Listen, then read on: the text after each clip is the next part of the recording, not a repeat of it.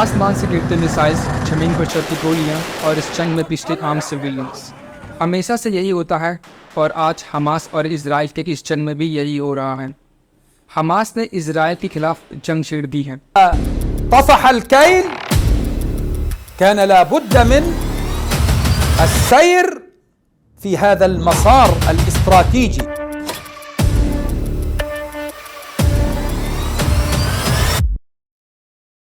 7 अक्टूबर 2023 की सुबह हमास की दरिंदगी का ये खेल शुरू हुआ। गाजा की ओर से अचानक इजराइल पर हमले होने शुरू हुए और सिर्फ 20 मिनट के अंदर ही 5000 रॉकेट दाग दिए गए। इस बीच हमास के लीडर मोहम्मद दीफ ने एक वीडियो क्लिप शेयर करते हुए कहा कि हमास इजराइल पर एक बहुत बड़ा हमला करने जा रहा है। इस ऑपरेशन को हमास ने अल अक्सा फ्लड का नाम दिया है। इजराइल पर 50 साल की हिस्ट्री में ये अब तक का सबसे बड़ा हमला है। इस हमले में औरतों, बच्चों और बूढ़े समेत किसी को नहीं बख्शा गया। सबसे खौफनाक मंजर इजराइल में हो रहे सुपरनोवा म्यूजिक फेस्टिवल का था, जहां आतंकियों ने 260 सिविलियंस को मौत के घाट उतार दिया और 200 से ज़्यादा सिविलियंस होस्टेज बना लिए गए। इजराइल जब तक समझ पाता तब तक 13 सिविलियंस मारे जा चुके थे। हमास ने अपने कारनामे खुद रिकॉर्ड किए और सोशल मीडिया पर शेयर किया, जिसके बाद इजराइल के प्राइम मिनिस्टर बेंजामिन नेतन्याहू ने तुरंत स्टेट ऑफ वॉर डिक्लेयर कर दिया। אזרחי ישראל, אנחנו במלחמה, לא במבצע, לא בסבבים, במלחמה. इस पूरे कॉन्फ्लिक्ट को समझने के लिए हमें इजराइल और पैलेस्टीन के हिस्ट्री को थोड़ा समझना होगा। तो आइए मैप की ओर नजर डालते हैं। इजराइल और पैलेस्टीन दोनों मिडिल ईस्ट में लोकेटेड है, जिसके नॉर्थ में लेबनान, नॉर्थ ईस्ट में सीरिया, ईस्ट में जॉर्डन, साउथ ईस्ट में इजिप्ट और वेस्ट में मेडिटेरेनियन सी है। अगर आप ध्यान से देखें तो पैलेस्टीन दो भागों में डिवाइडेड है, जिसमें पहला है वेस्ट में जो जॉर्डन के वेस्ट में है और दूसरा है गाजा स्ट्रिप जो इजराइल के साउथ में इजिप्ट के साथ अपना बॉर्डर शेयर करती है और ये बीच का एरिया इजराइल है। 1948 से पहले ये पूरा एरिया पैलेस्टीन यानी फिलिस्तीनियों का हुआ करता था, लेकिन सेकेंड वर्ल्ड वॉर के बाद ब्रिटिश गवर्नमेंट ने बालफोर डिक्लेरेशन के अकॉर्डिंग 14 मई 1948 को पैलेस्टीन को दो भागों में डिवाइड कर दिया, जिसमें 48% एरिया पैलेस्टीन को और 44% एरिया इजराइल को दिया गया। बाकी का बचा 8% एरिया यूएनओ ने अपने कंट्रोल में रखा, जिसमें जेरूसलम में शामिल था। अब सवाल ये उठता है कि यूएनओ ने जेरूसलम को अपने कंट्रोल में क्यों रखा। दरअसल जेरूसलम 3 धर्मों का पवित्र स्थल है।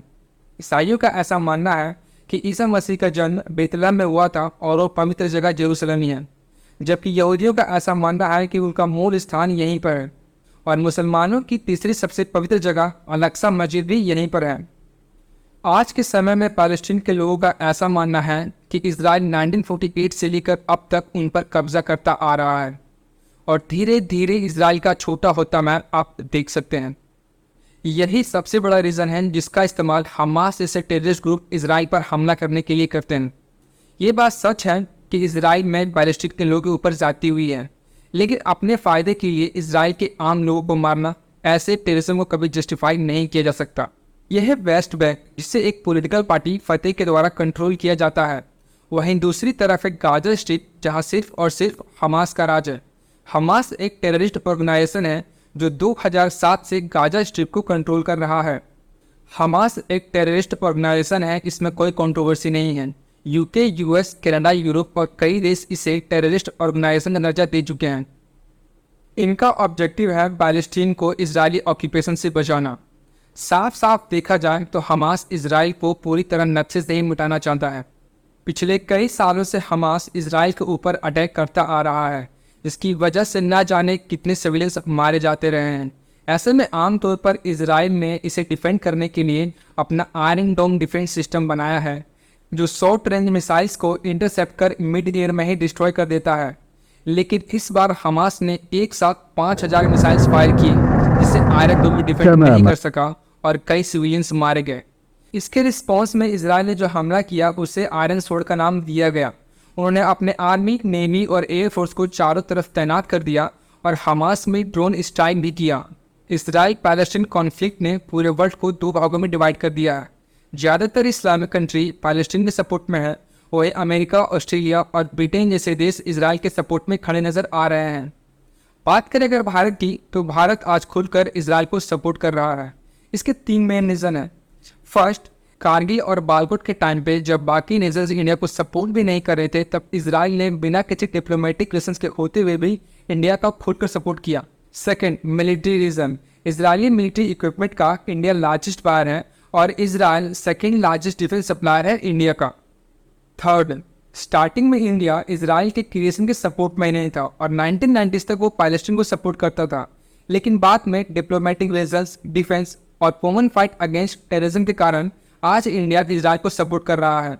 और ये कोई हैरानी वाली बात नहीं है, क्योंकि ये जो हमास कर रहा है ये सिर्फ और सिर्फ आतंक है और इंडिया किसी भी तरह टेररिज्म को सपोर्ट नहीं करता। इजराइल ने इतने सालों में पहली बार हमास के खिलाफ वॉर शब्द का यूज़ किया है and war is very dangerous. जब भी इजराइल में मिसाइल्स अटैक होते हैं तो चारों तरफ सायरन्स बजने लगते हैं और लोगों को सभी काम छोड़कर बंकर्स में जाना होता है। ज़रा सोच कर देखिए आज वहाँ के लोगों पर क्या बीत रही होगी। उनकी रोज़मर्रा की ज़िंदगी जैसे थम सी गई होगी, इस डर में जीना कि कब कौन सी मिसाइल्स उनके घर पर न गिर जाए, क्योंकि जब भी कोई मिसाइल्स उनके बिल्डिंग को हिट करेगी तो उनसे ये नहीं पूछेगी कि आपका रिलीजन और आपकी आइडेंटिटी क्या है, वो सिर्फ और सिर्फ जान लेंगे। ऐसी बातें सुनने पर हमें लगता है कि हम कितने लकी हैं कि इस वॉर से कितने दूर हैं। हम ये उम्मीद करते हैं कि इजराइल और पैलेस्टीन के बीच जल्द से जल्द शांति देखने को मिले। इजराइल पैलेस्टीन कॉन्फ्लिक्ट में एज अ इंडियन आपके क्या ओपिनियन है, कमेंट में ज़रूर बताएं। और अगर आपको इस वीडियो से कुछ सीखने को मिला तो इस वीडियो को अपने दोस्तों के साथ ज़रूर शेयर करें।